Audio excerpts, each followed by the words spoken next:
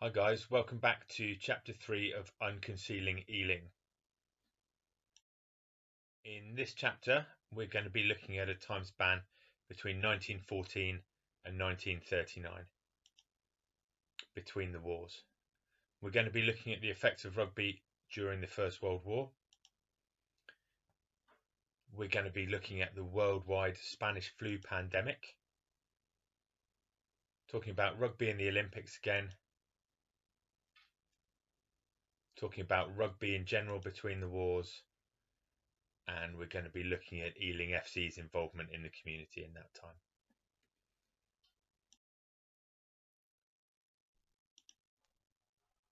During the First World War, many rugby players joined up to fight for their country. This gentleman is Algernon Winter Rose. He became a captain. He had been the Ealing rugby captain. He was described as a man of original mind and unstinted devotion. Unfortunately, he survived the war, but died of the Spanish flu before he was able to return to Ealing. This man we met last week, David Gallagher, was the captain of the All Blacks who toured in 1905. He had joined the army to fight in the Boer War. He then rejoined, despite having been too old, to fight in the First World War. He unfortunately died in Flanders.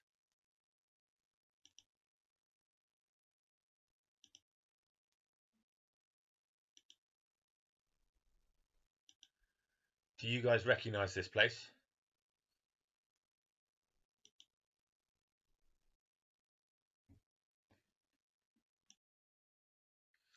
Unfortunately, during the First World War, many rugby players gave their lives for their causes. Here is a list of the international rugby players that we know about who died fighting for their countries. When I started researching this, I didn't expect to find German names on this list, but it appears that the entire Olympic squad from 1900 were killed in action.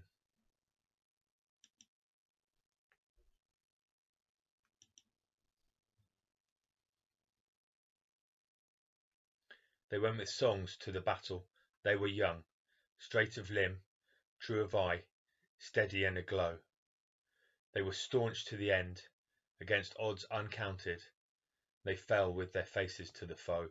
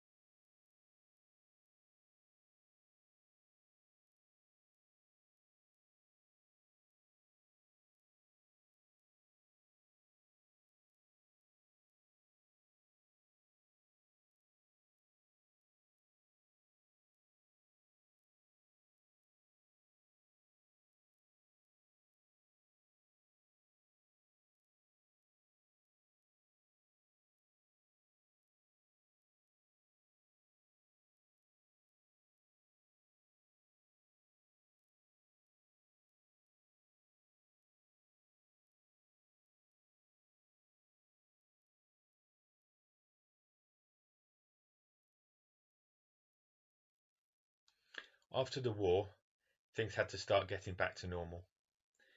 In 1920, the Olympics were back.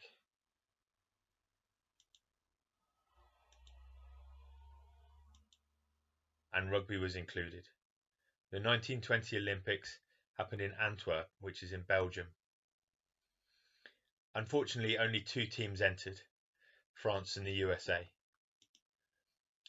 The French were the massive favourites, the USA not being renowned for their rugby, but the United States had brought a team of American footballers, all from one Californian university. France's players were all experienced rugby players, but were much smaller. The United States won, 8 points to 0. Suddenly the United States were the Olympic champions at 15-a-side rugby. In 1924 there was another Olympic Games. This time it was held in Paris. 3 teams entered.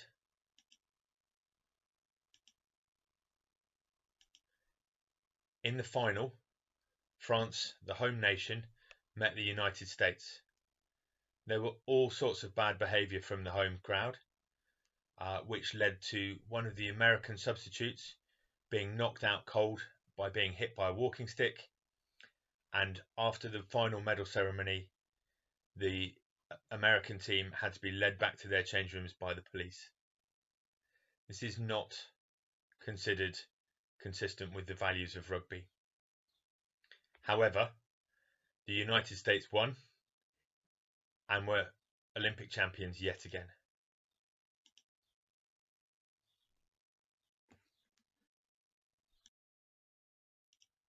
Shortly after the First World War, all the nations that had been involved entered a tournament for their armies and navies. This was called the King's Cup. Here we have the King having presented the trophy to the winning captain.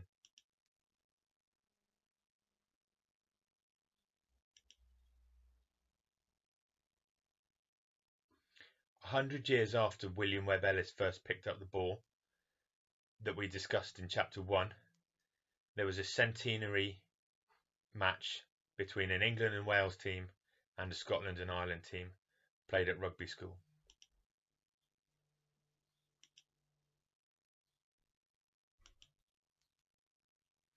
The Middlesex Sevens, which is one of the world's top club sevens tournaments, was played for the first time in 1926.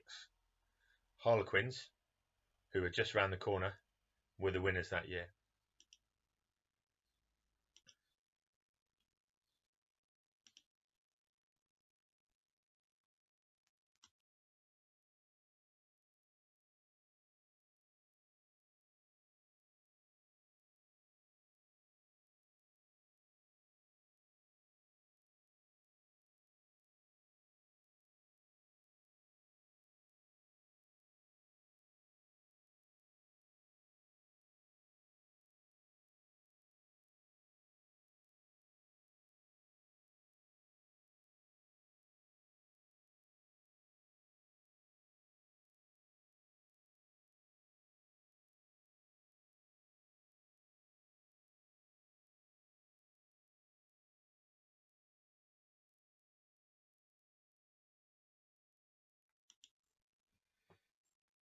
When the war ended and the club reopened, so few members had been able to make it home that it didn't look like the club were going to be able to field a side that year.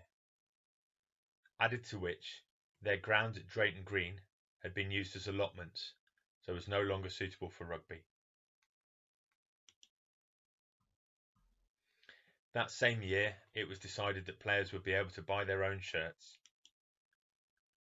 62.5 pence, or 12 shillings and sixpence. In November of 1925, one of the Ealing players damaged a fire hydrant and was charged 10 shillings for what were described as rugger hijinks. The bad behaviour and the damage to property seems to have become a bit of a theme with this club. In 1926, and quite excitingly, Stamford Bridge was considered as a ground. The chance to share with Chelsea could have made for a very exciting time at the moment. There was another incident in 1927, following which it was decided that spare kit would be taken to games. Details are unknown, but we suspect that it might have been an incident a little bit like this one.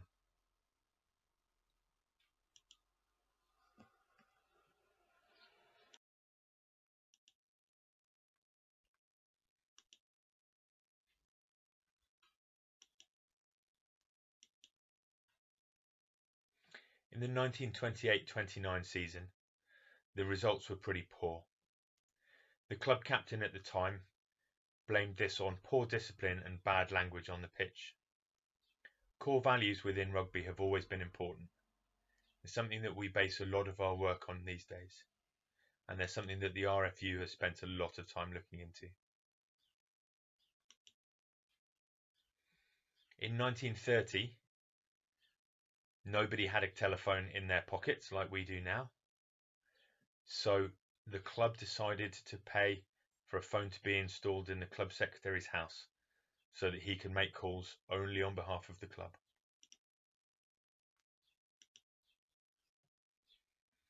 At the club's 60th anniversary dinner, there was more bad behaviour, and this time £6 worth of damage was caused. It's interesting, I've looked into how much it cost to go to that dinner and to go to the similar dinner last season. The 60th anniversary dinner cost 62.5 pence for a ticket. The dinner this season, or the season just gone, cost £75. With an inflation rate like that, the damage caused in 1932 must have been akin to about £700 in today's money. In 1939, war clouds were gathering again over Europe, and in September that year, England declared war on Nazi Germany. The following year, we would see battles on the home front above the south of England. Devastation caused to our major cities. Battles in North Africa and the beaches and throughout Normandy and France. That season, 39-40, Ealing managed to play only 11 matches. In 1940, Captain Sam Larking marched his playing members down Ealing Broadway to the recruiting office, with umbrellas at the slope.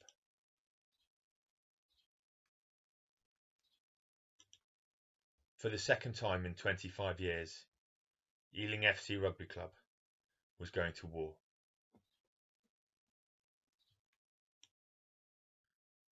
In this episode then, we've learnt that rugby was effectively shut down during World War I. Many players from many countries joined forces to fight, and far too many never made it home. We've learnt that immediately following the war, there was a mysterious flu epidemic that swept through the world, killing millions of people. Many, many similarities to the COVID-19 crisis that we're looking at today. 100 years ago, the Olympics were held in Belgium, with the United States becoming Olympic champions.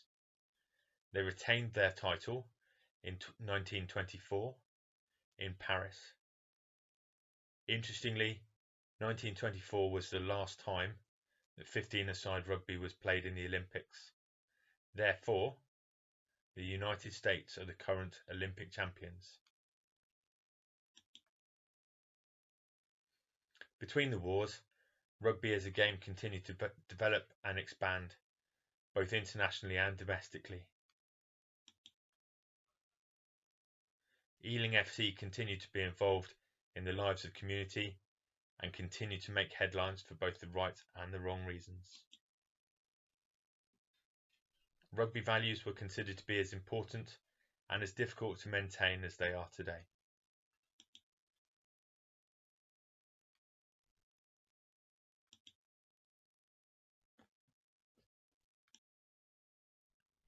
Thank you for listening, guys. There is a quiz again if you want to take that. I look forward to joining you again next week for Chapter 4. I hope to be back in my office in Trailfinders then. Good luck. Stay safe.